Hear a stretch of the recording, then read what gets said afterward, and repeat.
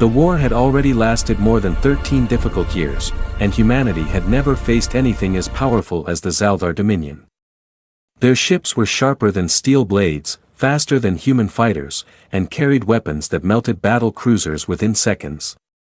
Every battle became a reminder that humanity was slowly disappearing. Commander Elias Grant stood inside the command bridge of Earth's last main warship. The screens around him were full of bad news. Entire fleets were gone. Colonies that took centuries to build were nothing more than floating debris in space. The Dominion was not only winning, they were making sure humanity had no future left. The mood across Earth was hopeless. Everyday life had changed. People no longer dreamed of work, family, or travel. They only wanted safety.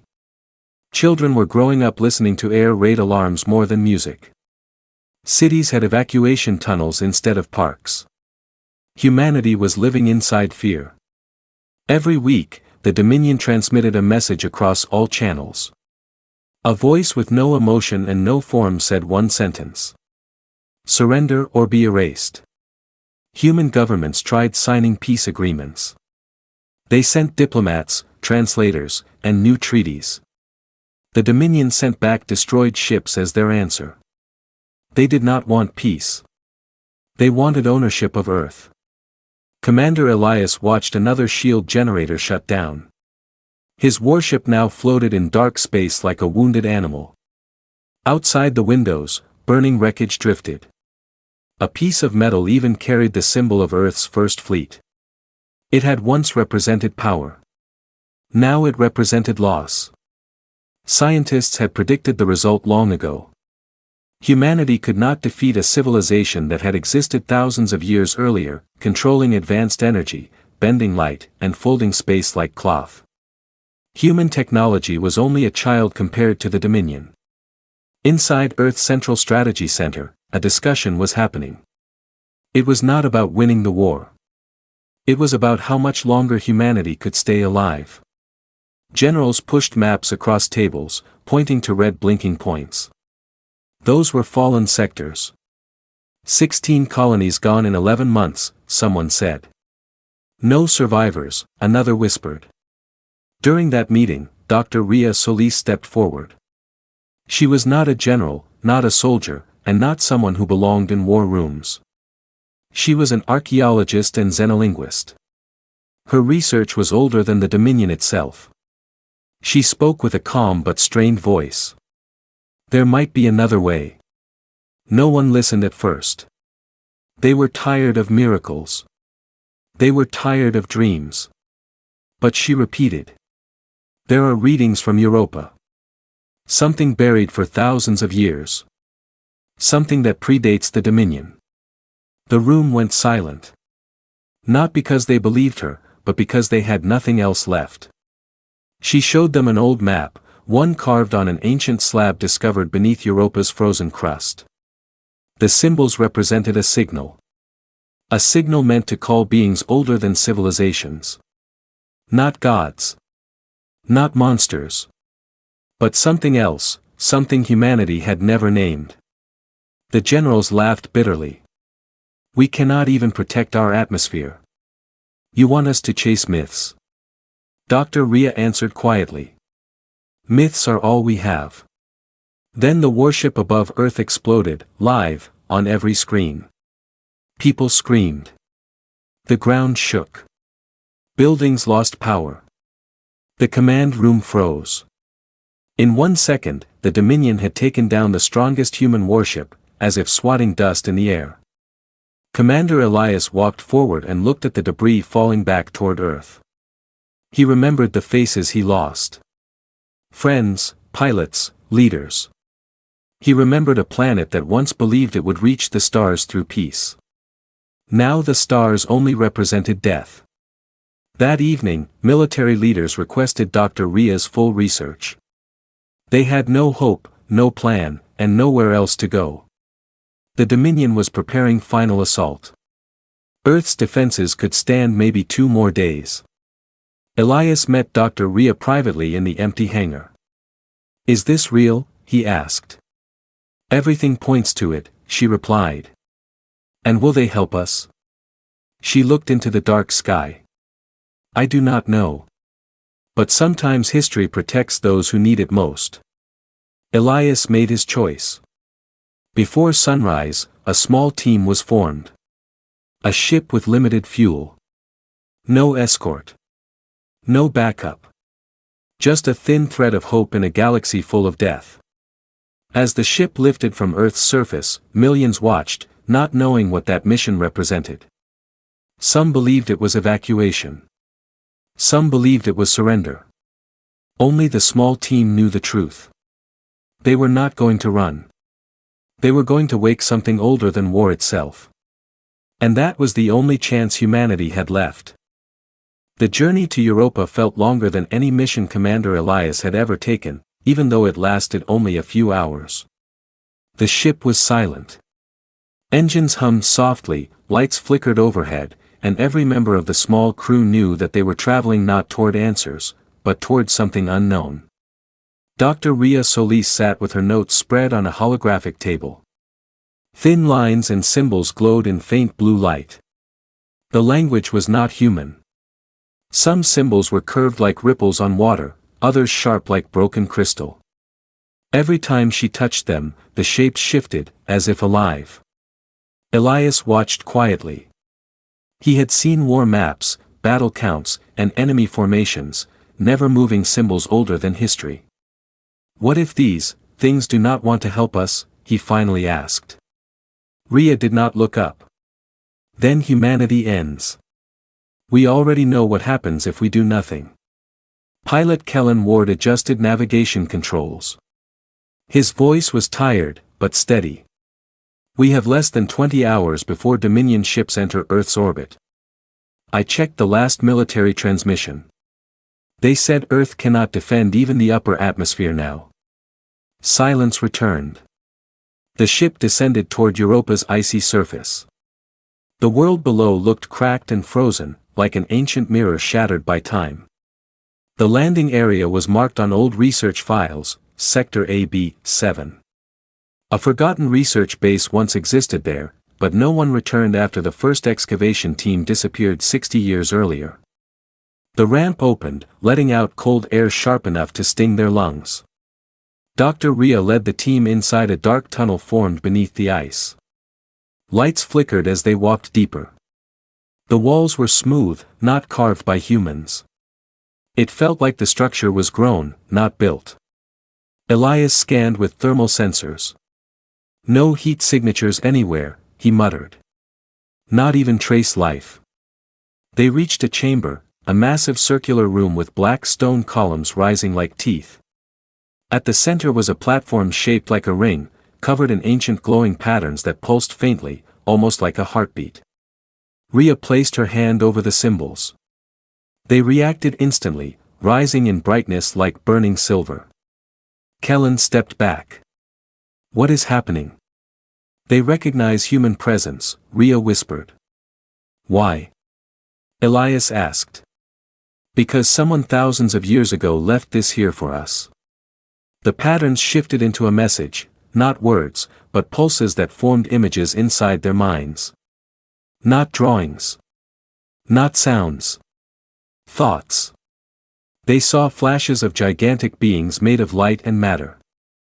Beings that shaped stars as easily as humans shaped clay. Then they saw a great silence, something that caused the beings to disappear. A warning followed. Call only when existence is ending. Elias felt cold spread down his back. This is that moment. Rhea nodded. She pressed a sequence in the glowing ring and stepped away. The ground trembled. Wind surged upward from nowhere. The air inside the chamber heated up like an engine firing. A pillar of light shot straight through the ice and into space. Not just light, information.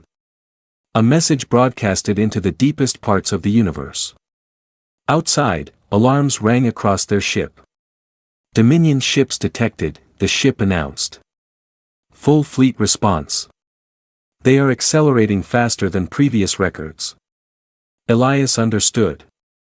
The enemy knew exactly what was happening. They were terrified of it. The ice beneath them cracked louder now. The ground pulsed like something ancient was waking beneath centuries of silence. Suddenly, the light beam collapsed into darkness. Silence filled the chamber. Then something spoke. Not through speakers. Not through radios. Directly into their minds. The voice was deep, echoing across their thoughts. Request acknowledged. Kellen stumbled backward. Who, what, is that? Before anyone could answer, the chamber walls opened. Not physically, it was like space itself bent inward, forming an opening into nothingness. 3 lights emerged. Soft. Warm. Yet frightening. Each light held shape, not solid, not liquid, but like stars wrapped in living skin. The voice spoke again. Humanity has awakened the Guardians. State your final wish. Dr. Ria's eyes widened. She understood what they meant. The request must not be selfish. Not for power. Not for control. Only one wish mattered. Elias stepped forward and spoke clearly. We ask for survival. Nothing more. For a moment, everything was still. Then the ground shook again, not violently, but like the heartbeat of the universe itself. The lights expanded. We will rise. Prepare yourselves. The galaxy will witness our return. As the crew stood frozen in fear and awe, the Dominion fleet arrived near Europa. Thousands of ships. Weapons preparing to fire. Elias whispered. This is either the beginning, or the end. And the ancient lights turned toward the stars, ready to move. For a moment, everything in the chamber stood quiet, as if the universe was holding its breath. Commander Elias and his team watched the 3 radiant shapes rise above the frozen surface of Europa. They no longer glowed like faint sparks, they now stretched like living constellations. Colors swirled through them, gold, sapphire blue, silver like moonlight, moving through their forms as though the fabric of space was flowing across them. Outside, the entire sky darkened, not because night arrived, but because something larger than day itself awakened. The Dominion fleet reached Europa's orbit at that exact moment. More than 4,000 ships surrounded the moon. Giant carriers, plasma cannons mounted beneath them, escort destroyers moving like shadows. Their arrival shook the atmosphere. Their weapons charged. Elias stared up from the surface. They came in full force, he whispered. The Guardians floated silently, watching. A Dominion broadcast cracked through the radio frequencies. Human vessel beneath the ice. Shut down your signal. You are violating cosmic security. Surrender immediately. Pilot Kellen muttered, they're scared. They have never spoken like that before. Elias agreed. The Dominion always sounded like rulers. Now they sounded uncertain. Then the second message arrived. All human life in that sector will be eliminated. No warning. No countdown. Weapons charged in unison. The sky glowed green and red with power. Dr. Ria looked up. They will fire in seconds. Before she finished speaking, the Guardians turned. Not fast. Not slow. Just inevitable. The first one, its shape like a spiral galaxy wrapped into a single being, lifted one limb formed from streaming light. A ripple moved outward. Not sound. Not shock waves. Reality bending. The Dominion ships began malfunctioning. Lights flickered. Engines shut down. Weapons powered off. All systems failing, hundreds of enemy transmissions echoed. Some ships simply stopped existing. No explosion. No debris. They blinked out of space like they had never been built. Kellen stared with wide eyes. What are they doing?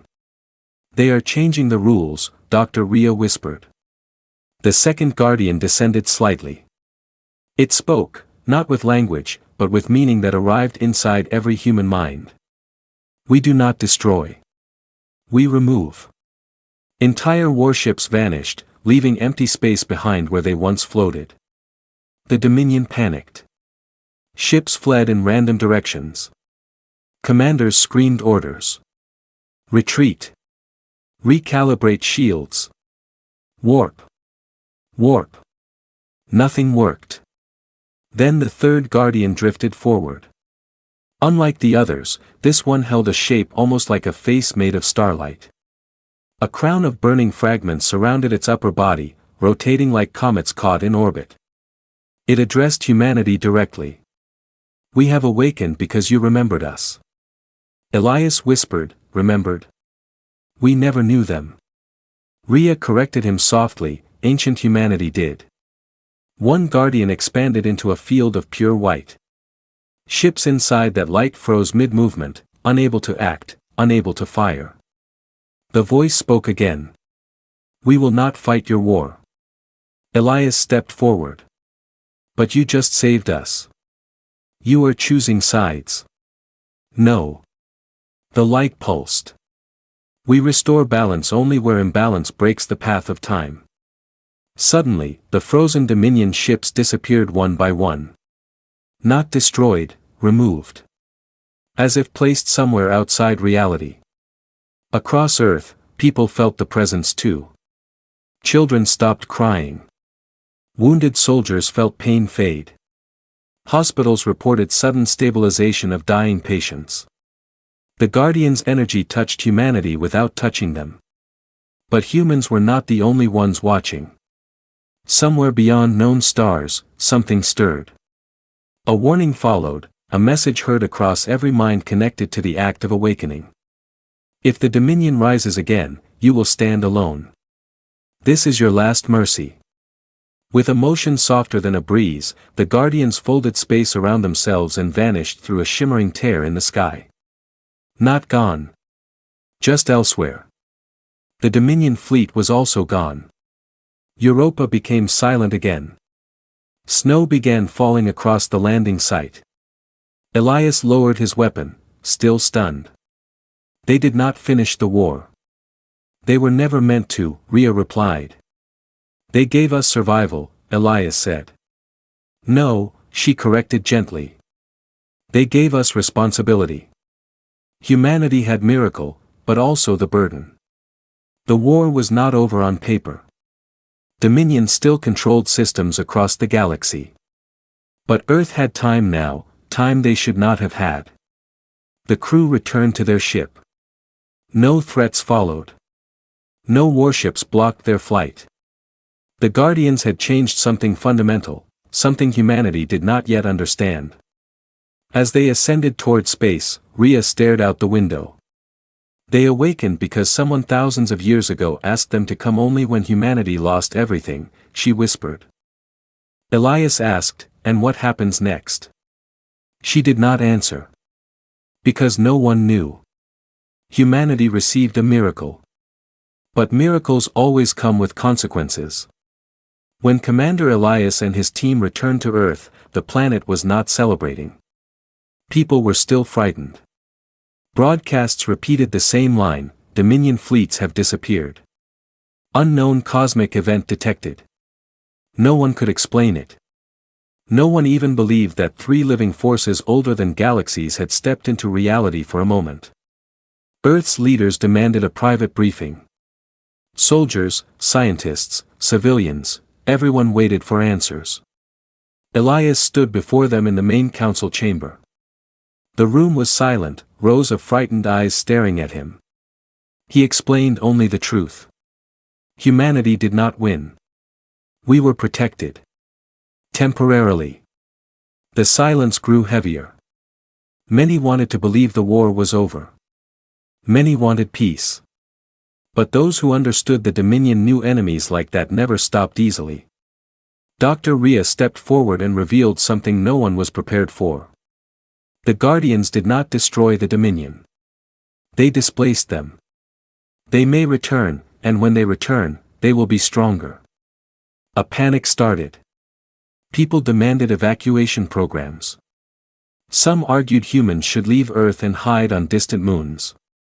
Others claimed humanity should surrender before the Dominion returned. But Elias shook his head. No. Humanity must be ready this time. The Guardians will not save us again. That was when Earth's Science Division revealed a discovery.